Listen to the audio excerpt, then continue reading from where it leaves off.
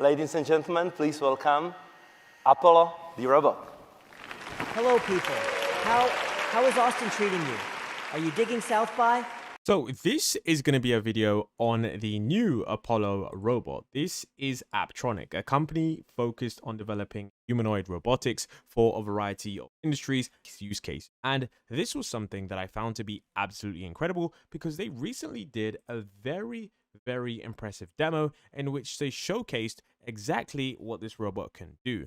Now, I think you should all take a look at this because there is a lot of information on the future of humanoid robotics, not just from the CEO getting up on the stage to give a talk, which I'm going to break down in the next 20 minutes, but there was also a really cool demo in which they showcased just how crazy this robot is and exactly what it could do in terms of its multimodal understanding, being able to speak. Now, one of the things you're going to see at the start is that this robot demo did actually seem quite similar to Figure's recent demo, but I'm going to let the presenter take it away for the next 2 minutes, and then I'm going to break down some of the key features of Apptronik, as well as some of the CEO's new statements. Good job. Yes, amazing. Thank you. That's a good one. So also Apollo has his own hero, and he picked two that he's going to try to do with. So Apollo, are you ready? In case there are any directors in the room, this is my first public acting performance. Hello, I am Baymax, your personal healthcare companion. I was alerted to the need for medical attention when you said, Robotic nurse? on a scale of 1 to 10, how would you rate your pain? Physical or emotional? I will scan you now. Scan complete. You have a slight epidermal abrasion on your forearm. I suggest an antibacterial spray. Whoa. What's in it exactly? The primary ingredient is bacitracin. Oh, I'm allergic to that. It's a bummer. You are not allergic to bacitracin. You do have a mild allergy to peanuts. What makes you think there are settlements over there? Don't get technical with me. What mission? What are you talking about? I've just about had enough of it. I'm saved! Over here! Hey! Help! Please help! Good job. Was I good? Did you like it? Great job. You were amazing. That was super fun, Yemi. Good Thanks, job. everyone. Good job. Hope you good enjoyed job, my good job, good performance. job. All right. So this is Apollo the robot. So essentially, if you aren't familiar with what you just watched there, the robot was actually imitating a few famous movie scenes from popular culture. Now, I think that this was really cool because we got to see the adaptation of really interesting characters onto our new humanoid robot figure. And I guess that Apollo's new robot form is really fascinating in terms of what he's able to do.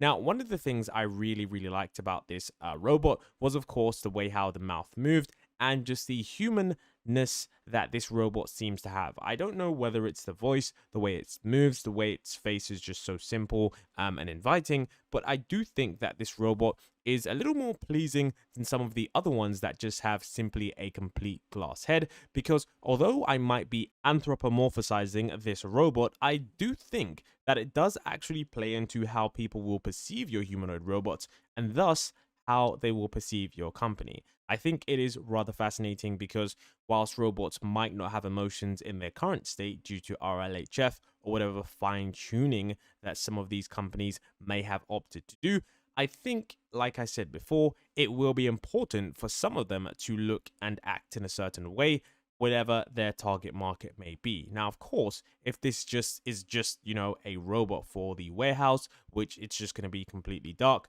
there's just going to be no walls or whatever, I guess these robots don't really need faces. But I think in public demos like this, where they are going to be in human places, giving them a face like this one isn't that much of a disadvantage. Now, this super really cool demo here, it does seem as if it was rehearsed. In fact, the robot actually does say that they've been practicing this demo for quite some time. So I'm not entirely sure if it was some, you know, teleoperated demo that was previously done before. And even if this is the case, and even if that was, I still think that it is a very impressive feat on what we have here, because a lot of the robots that we do have, they do lack the capabilities of this robot, and I do think that the fluidity of this robot, and once it's able to start moving as it can do, as shown in other demos, it's going to give us a really good look into the future of what is capable with AI systems. I mean, one of the things that I was, asking myself after watching this demo was that if this robot was fully autonomous and responding so quickly within real time, then we would have a very shocking demo that I'm sure people around the world would start to realize that, whoa, we are moving into a very interesting era. So what I'm now about to show you is the moment that the actual CEO managed to get up on stage. And the CEO is called Jeff Cardenas, and he actually makes a lot of fascinating points about robotics that I think you should all know, because there is a lot coming that most people haven't also realized. So take a look at this first point. The first point that he makes here is that he thinks that everyone will have a humanoid robot in the future, quite like how people have phones. The question will be, what that robot looks like. I think there will be a Cambrian explosion of robots in the future. And, in the 90s, I think Microsoft was saying, there will be a computer on every desk in every home. I think in the future, there's going to be a robot in every home. Our target for Apollo is the price of a car, so sub $50,000 is sort of the price point that we're targeting. The company that I was most inspired by growing up was Apple. You talked about this in your talk sort of leading in, but this idea of the connection of technology and humanity. I want to create products that make people feel excited to be alive and make people feel hopeful for the future. Now, whilst future predictions are very hard to do, especially considering that, according to some, we might be moving towards what many would call a technological singularity, I think his claim of everyone potentially having a robot isn't that far-fetched. If we can factor in economies of scale, the potential of AGI, and then after artificial superintelligence, providing we don't kill ourselves and we manage to align it successfully, we could definitely get a lot of different technologies. And robots, I think, would be a very basic technology that might become as simple as a standardized household item that just does all of the tasks in our home for the price of a small car. Now, of course, a small car isn't something that most people could easily access, depending on where you stand in the financial hierarchy. But I do think that the future where robots are readily available in maybe 20 to 30 years, and when I mean 20 to 30 years, I mean mass production, and I'm talking about they're literally everywhere. This could be a future that isn't out of the scope of possibilities. I mean, we've seen some crazier things be said, and we all know as well that the future can change very quickly as long as technology is adopted as such. I mean, if we do look back in time, we can see 20 years ago, the way how the internet was and the way how certain technologies were, the amount of progress we've achieved in such a small amount of time is really fascinating. And I think that just goes to show how fascinating the future will be. Now, he also makes another point right here, and he said that, of course, the timelines have shortened. The fact of the matter was, when we got started, you get a lot of different advice when you start a company. Maybe the only consistent thing people told us was, do not do humanoid robots, get a real job. That's going to take you 50. But we had these dreams about what the future could look like and what we thought a special group of people could do if we put our minds to it. The way I kind of view life is like a relay race, and you get the baton and you just run like as hard and as fast for as long as you can until you get tired, and then you pass the baton off to the next generation. And so I'm still up for the race. I'm still willing to run, and we'll see how far we get. Yeah, in this interview clip, he was basically being told that he shouldn't be pursuing humanoid robots because it would allegedly take around 50 years to get done. And that is, of course, like I said before, a testament to just how quickly technology can change the landscape of what is actually possible with the numerous inventions that do come. Remember, once technology is invented, it accelerates everything across all bounds, and it's just this exponential form of acceleration across all industries that you do get that allow for things to move this quickly. So I think him stating that, at first people were stating that this is 50 years away, this is 100 years away, why are you starting this company? It's pointless. And then in a relatively short amount of time, due to certain technological breakthroughs, the company is standing at the precipice of the singularity in which his company could be worth a sizable fortune, provided that humanoid robots are the main form factor of AI systems in the future. This goes to show how quickly things will move. Now, let me know if you do think that that is going to be in the near future, because with timelines, there is actually quite a lot of debates going on around whether or not this will happen, whether or not that will happen. And I'm more on the side of humans aren't going to be able to predict what will happen. And I kind of think that it will surprise most of us, considering that Sora even surprised me, and some of these AI systems have done so already. Now, here's where he actually talks about the Industrial Revolution. Well, the way to think about what's happening in robotics is think of this like the early days of the personal computer revolution. Industrial robots like mainframe computers. They're somewhat versatile, but they're these infrastructure-heavy machines. They're very difficult to program. Only a few people can afford them. And what we want to do in robotics is we want to shift into the PC era, where we have general-purpose platforms that can do a whole range of things that are much more versatile than they were in the past. The reason that I think people are excited about it right now is because of AI. And because now it's possible to have all of the components that we needed to actually generalize the robot and make them affordable. So motors are cheap enough, batteries are cheap enough, dense enough, good enough, and I think we built one of them here in Austin. So that is another point that he does talk about, okay? Talks about, if you think about this not like some different technology, but of course, if you think about it as the early days of the computer revolution, when they did say that, computers are pretty much going to be in every single house, a lot of people did state that this was just a passing fad or a passing fancy, whichever you may have, that, people would eventually give up on. And of course, this is something that we've seen to be not the case. We've seen that technology, once it is very, very effective, and once it is, widely adopted, it can be spread like wildfire. So this is why I do think that whilst there is a lot of hype about human robots, I think we still need to take an open mind to this kind of future, because I wouldn't be surprised that, if, for example, AGI does get solved, and let's say it's able to be put into certain robots, and I know that might sounded like a foreign concept a couple of years ago, but with Figure's recent demo, with some of the recent demos that are coming out, I do think that, if AGI does get achieved,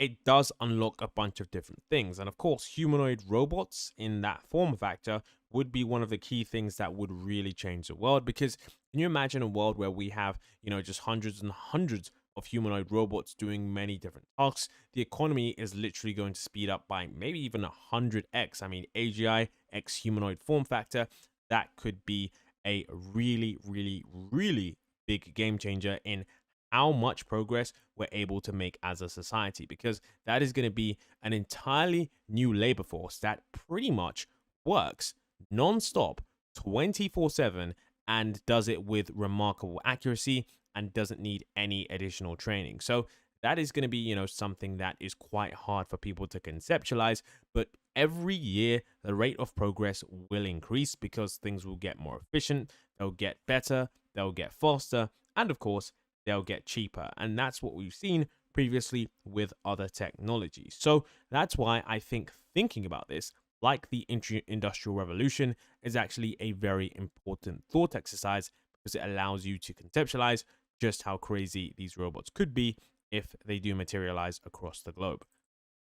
People were afraid of trains. There was these myths that if you went too fast, you could like scramble your brain. People were afraid of electricity, and people were certainly afraid of computers.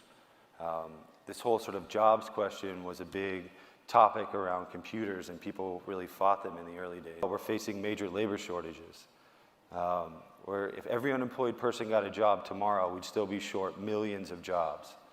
And that's not something that's going to get better.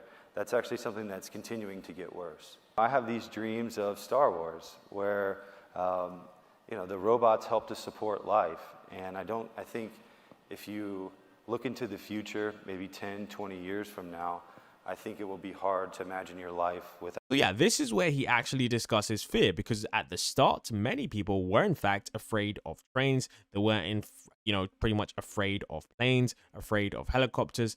People really do fear change, especially if it's a monumental piece of change that is happening in their lifetime. And it's not like we haven't seen some people fear AI. Now, whilst I do think that artificial is a completely different reason, because of course artificial intelligence could potentially replace some humans in certain roles and shift the economy to where certain people don't particularly have status anymore, which is quite unnerving and quite confusing and quite worrying for many people, including myself.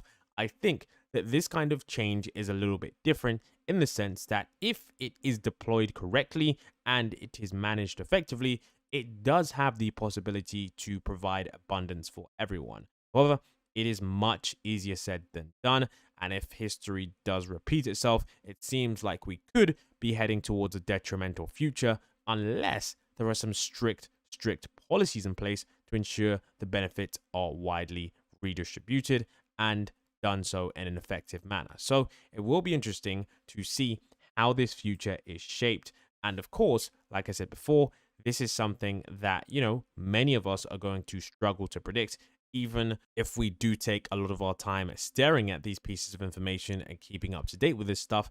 Problem is that at Singularity, literally nobody knows what comes next. And that is even some of the greatest technologists' biggest problem. Now, in addition to here, he talks about the NASA robot that they did work on, and they talk about the pricing of the Valkyrie robot. Valkyrie was a $5 million robot. It weighed 300 pounds. It was 6'2". And the goal was to get to an affordable sub $50,000 robot that could go from the lab out into the real world. And so we started the company. We had no money. We just had big dreams about what we could do, and we were willing to work hard for it. And so we've done 13 iterations of robots. We've done humanoid robots, Iron Man suits, mobile robotic arms. We've done 8 iterations of humanoid robots, 40 iterations of electric motors, all to get towards Apollo. And we have about a 100-person team here in Austin, and it feels like we're really just getting started. Yeah, you can see here that he basically says that they are just getting started, and he talks about, using economies of scale to eventually reduce the price. And so yeah, this is where he talks about how the pricing of the original first-gen robot was rather very expensive. And I think it just goes to show how crazy this level of technology is, because one thing, if you do know about human robots and you've been looking into them, and if you've been looking to acquire one, you know that they are very, very expensive. There's recently a humanoid robot, I think, that was on the market for $250,000, around $80,000 on the cheap end. And that actually is the price of, a mid-engined sports car or a very high-end supercar. And that's not something that your average everyday person can drive, especially if you just want it to, lazily do a few tasks around the house. I'm sure there's a better way for you to spend that much amount of money. Now, Amazon have actually been spending $250,000 per agility robot to, help their companies move more effectively in the warehouses. And apparently that is somehow cost effective. I'm not sure of the economics of that, but I'm guessing since it works 24/7 non-stop and can have replaceable battery packs on them, I'm guessing that a 24/7 employee must somehow be more efficient than the one that needs toilet break. I have no idea. But the point is that the pricing, of course, will come down, and this is going to be something to look forward to in the future. Gerardo poured his soul into this robot, and he died before he was able to have kids. And so she said, this will enable him to live on. We're pouring our hearts into these robots, and we're trying to make them good. And we're trying to really think intentionally about what the robots are going to do, how we should design them, how we'll communicate with them in the future. Apollo will start in the supply chain, and that spans every industry. And I think everybody experienced this during COVID, is that we've got major challenges in our supply chain. But then working in retail, and where my dream is, where Apollo ends up, and I talked about this at the beginning, but is in healthcare. I think, you know, we're going to be short millions of nurses. The question is, what is driving people out of these industries? What don't they like about their work?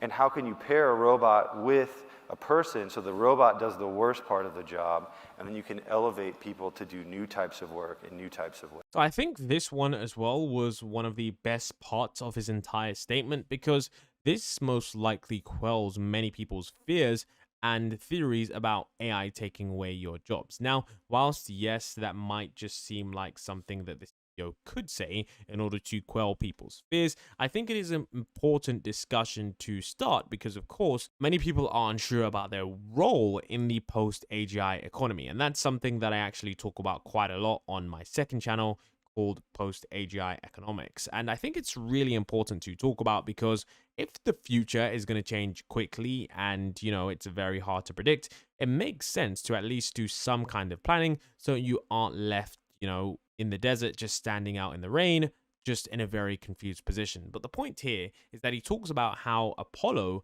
will most likely be put into healthcare, and if not healthcare, it will likely help in supply chains, and it's going to be essentially a robot that is going to be doing the worst parts of a job. So it's going to be automating parts of manual labor that people most likely find. And I think it will be interesting to see how these robots actually start to get implemented, and if these robots do start to shift the economy in a meaningful and an impactful way. And of course, if they do start to increase productivity. I mean, we've all seen movies of robots that are able to do crazy things, and we've seen like robot factories where there's these humanoid robots that are able to run the economy, be shopkeepers, do just a million different things. But it will be interesting to see when these economic benefits start to, you know, I wouldn't say recursively self-improve, but that cycle of accelerating returns start to really ramp up. And of course, I do think it is at the level where AGI does get discovered and widely deployed. Now, let me know what you think about the Apollo robot. Do you think that this robot is just a fad? Are you worried about this robot taking your job and potentially leaving you out of a spot in the post-AGI economy? Or do you think that this is something that is very far away from actually working, and this is just another hype train? I, for one, am truly excited for this technology, because I believe that if we do get it right, the possibilities for an abundant future are really great. Right now, of course, we do have to manage exactly